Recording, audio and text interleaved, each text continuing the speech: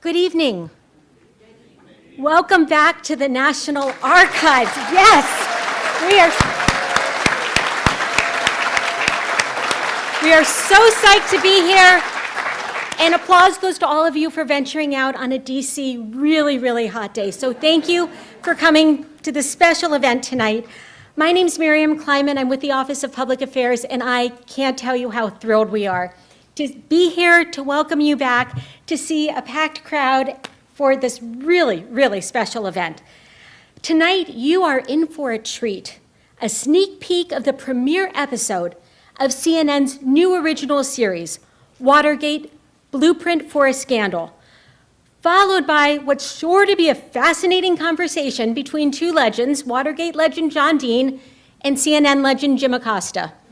Jim, you are always welcome here. Your press credentials are always accepted here.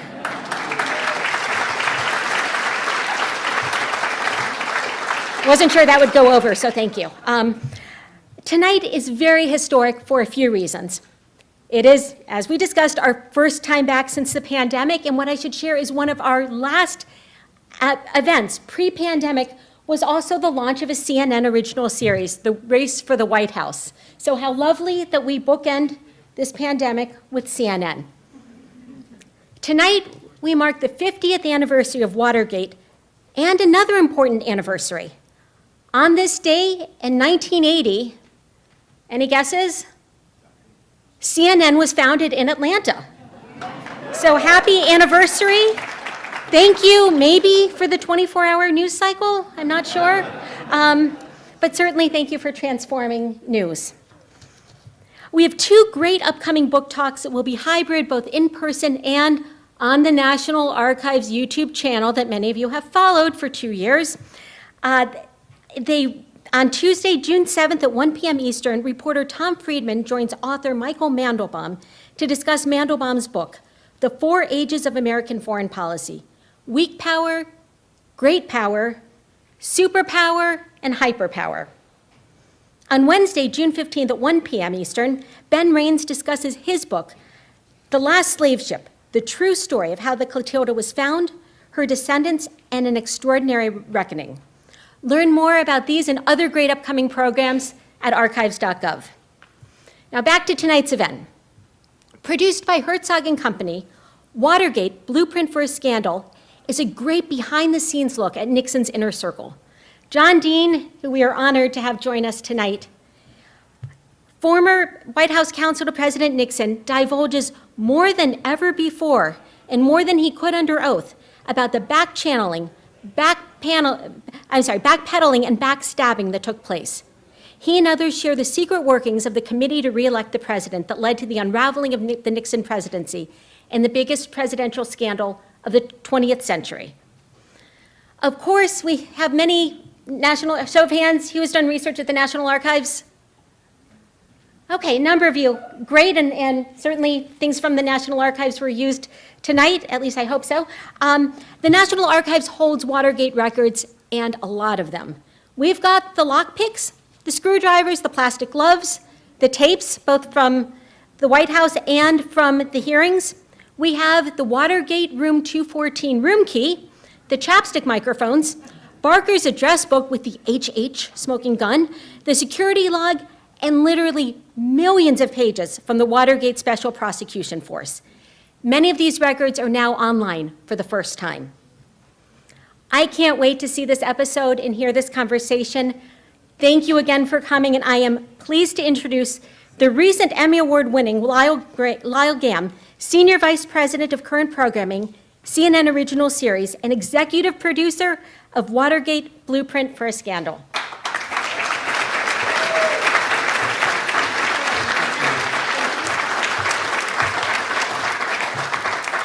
Hi, everyone. Good evening. Thanks so much, Miriam.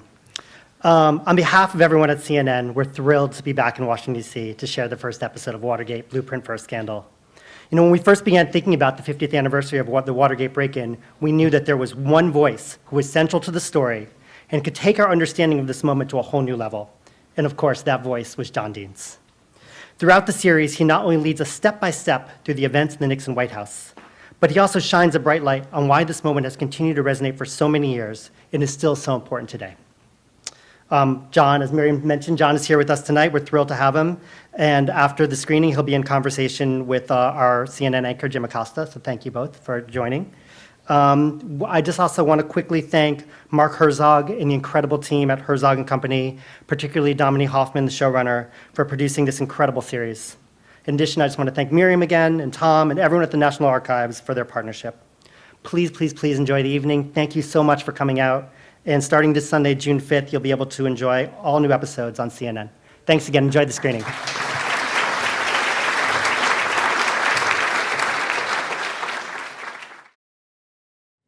Okay. Here's the man himself, John Dean. Thank you.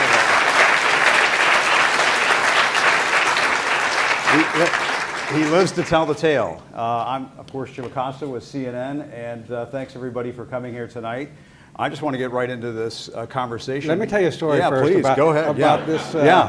There's a Watergate connection to this facility. Jack Caulfield, who you met on the screen, came to my office probably in December of 1971, right after Gordon Liddy had been hired by the re-election committee. And he said, John, I just was over at the archives, and they arranged for us to see an amazing movie. I said, what was it? He said, Leni Riefenstahl's Triumph of the Will. And I said, really? That's quite a film. He said, let me tell you what I heard two advancemen lean over each other and say. They said, this is the plan maybe for the second term. Wow, incredible. So Liddy had assembled a group, got a hold of the archives, they had the film, and I believe this might have been the facility they brought maybe a dozen or more. I wasn't invited for some reason. I can imagine. And John, I mean, let's just start off the discussion with a general question. How did this project come about? Because you've been telling the story of Watergate for, I guess, almost 50 years now. How did this particular film project come about, and why do you think it's so important? I don't know what your contract looks like at CNN, but mine I have to attach a document of the projects as a contributor I'm working on. Right. One I said, we're approaching the 50th anniversary. This was maybe 5 years ago. And so somebody watched that, stayed on my attachment to my contract. And at some stage they said, you know, we're getting very close. So do you have any ideas? I said, yeah, as a matter of fact, I do. I've collected maybe 50, 60 untold stories I've gathered over the years that I think would make a pretty good film. So that was the original pitch. I didn't pitch what ended up being made, but I think it's much better than what I had. Mine assumed a level of sophistication that I really don't think exists anymore. Whereas this goes back to the core story. I learned what an executive producer is. He calls friends and gets them to participate in the movie. One of them, David Dorson here, I called. And I had really very little input in the content. They treated me more like a subject of the film. Yeah. So some of this material I have seen for the first time, and they keep adding to it as they polish it. I have so many questions about this. I grew up in this area, and so I would always hear from time to time, you know, stories about the Watergate burglary, and you know, I had the Washington Post on my front doorstep every day. My mom would read it cover to cover. But the thing that jumps out to me throughout this part one is, first of all, how young you are, 31 years old, and how you talk about being smitten with Washington, because that's sort of how I view our nation's capital, having grown up around here. You know, this is my home, and I love D.C. But it sounds as though you got a rude awakening pretty quick through this saga that you went through. Yeah, I'd worked on Capitol Hill as a committee counsel. I'd worked at the Department of Justice, where it's really a wonderful department, very professional. Went to the White House and found that Kleindienst was right in his assessment. And He wasn't a White House favorite either, I might say, once I got on the inside. But the Scanlon's monthly memo that I shared with the producers really was an eye-opener. Yeah. And as I say, Caulfield handled that. I don't know whatever became of it. A fellow by the name of Robert Scheer, who teaches at USC, where I was for years a visiting scholar, said, "I think you started a tax audit on me." I said, I said, "Did they get anything?" She said, I didn't have any money, so there was nothing to get. Yeah. And I think what shocked the audience, and I wanted to watch this in the room with everybody because I wanted to hear the gasps and people's reactions to what was being disclosed in this first part. And, you know, some of the moments involving G. Gordon Liddy and some of the, things that you were talking about, plots to, firebomb the Brookings Institution, you could hear people in the audience gasp and so on.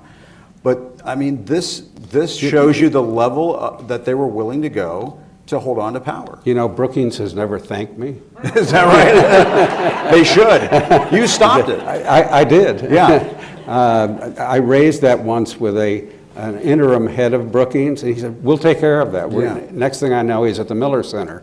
So, but anyway, the whole drill. I have this rich archive that I let the producer in. Let me give credit also where credit is due. When this project first got started, and internally at CNN talking to them, and they said, "Listen, we really need to get one or more professional filmmakers in on this project. And the earlier, I think, the better." And they said, "You've worked, I know, with Left Right in New York. You've worked with Herzog in Los Angeles." He said, "What's your choice?" And I said, "Well, while Herzog's close by, and I also have some tender feelings for them for reasons that are more complex than we need to get into tonight, but I realize they're real filmmakers." I'd also worked with them on their series they did for CNN on the 60s, 70s, 80s. It's a wonderful series that gets replayed from time to time. But anyway, Mark, are you here? There is the leader of the organization, and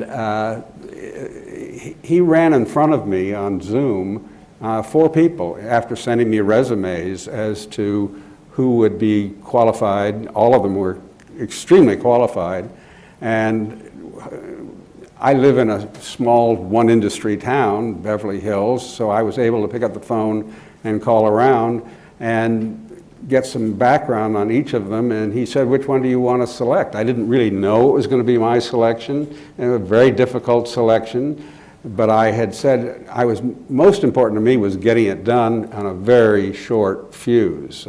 By the time all of the cogitation and permutations and considerations that narrowed it down to what they did want. So I selected Domini Hoffman. And the reason I selected her, a friend of mine who knew Domini well said, "John, if you want this project done, just think of her first name." All right. And I guess the question I have... I'll let you all think about that all night. Why is this story so relevant now? Oh, boy. You knew I was going to go there eventually. Yeah, I did. They did put the clip in the beginning of this. So they did. In fact, they've done it. You'll see as the series unfolds, it very nicely slices in today with what happened yesterday. And I think it's impossible to look at Watergate today without calculating in your thinking the Trump administration. And I think that's done very nicely, and then in the last episode, it really surfaces and we examine it very closely. But the timing couldn't be more perfect with the January 6th committee about the launch hearings. Incidentally, the Watergate hearings, when they first opened in May of '73, is that right, David? They were something of a bust. They really were not very successful because the way they had assembled those hearings is they put together very low-level staff that didn't know much but could explain organizational things, and it was pretty boring for a lot of people, so it didn't catch a lot of attention. But then it did get going. Yeah. The thing that I keep coming back to as I watch this first part was how you were sort of smack dab in the middle of all of these schemes. You know, they would come to you and say, we want to do this and we want to do that, and you would say, that's not legal, you can't do this, you can't do that. And it reminded me of my days covering the Trump White House, because you would talk to aides and officials from time to time. In the beginning years of the administration, they would say, oh, don't worry about that, Jim, it's just an act. When he says these things, he doesn't mean it, and so on. And as, of course, we found out towards, year 3 and year 4, he meant a lot of these things, and he did want to do things that were obviously not consistent with the law.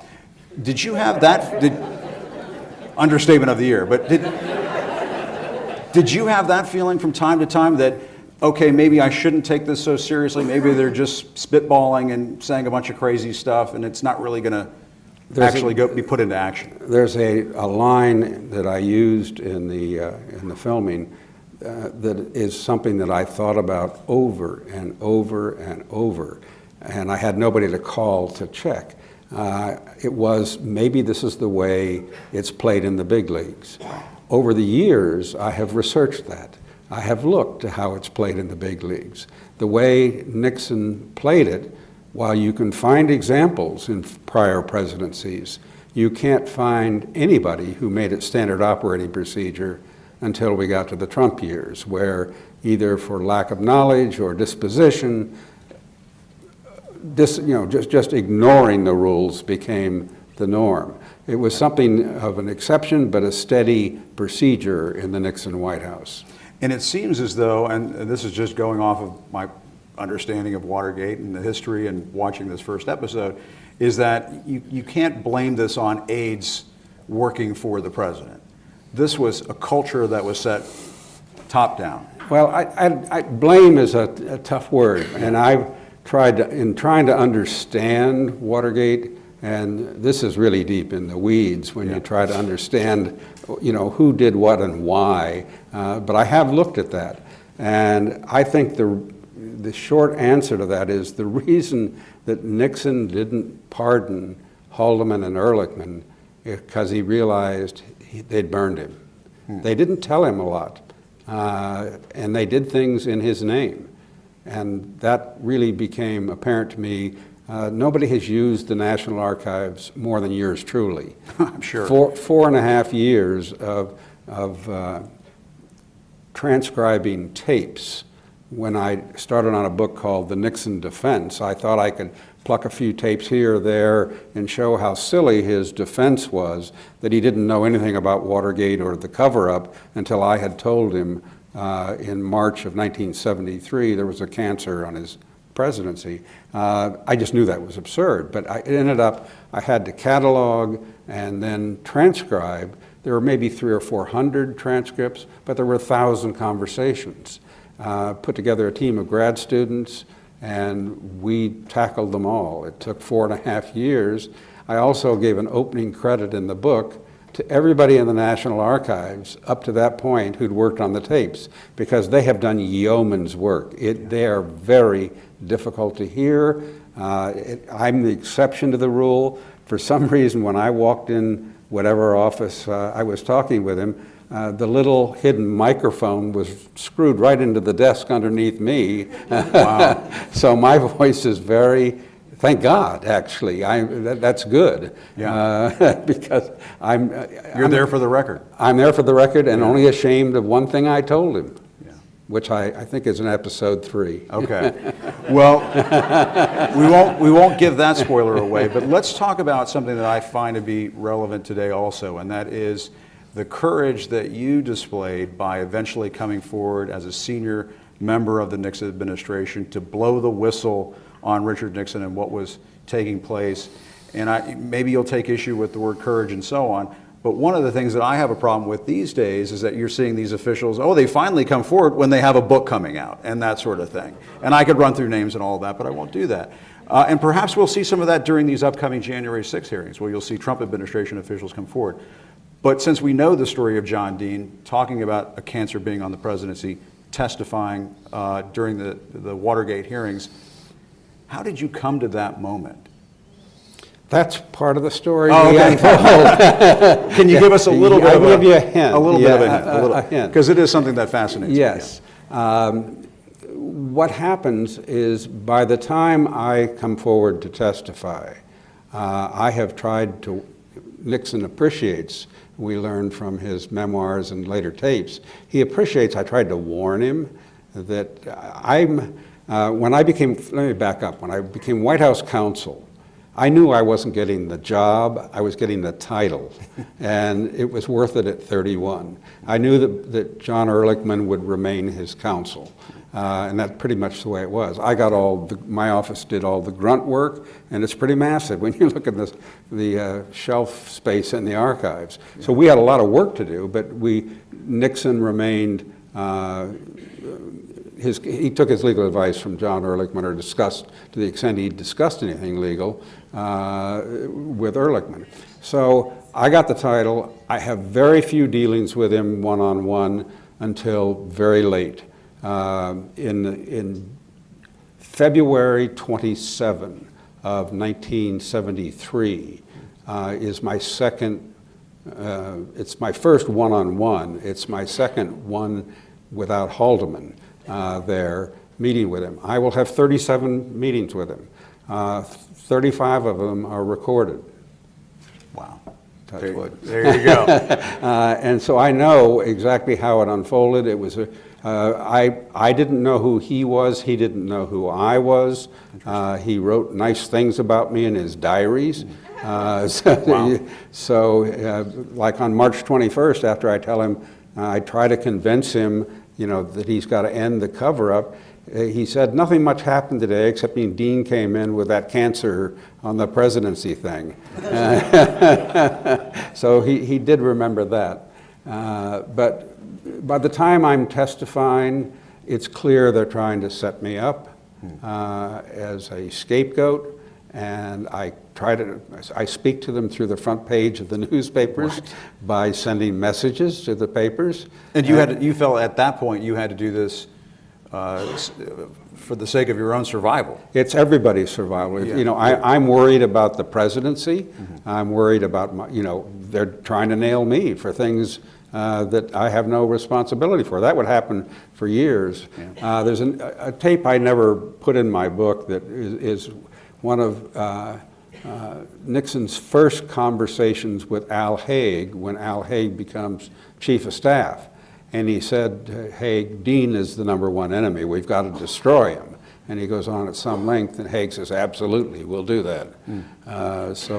And Haig would plant stories of things, in foreign affairs I had no idea about. So that I had to bat a few of those down over the years, too. Did this country learn its lessons from Watergate? Ooh.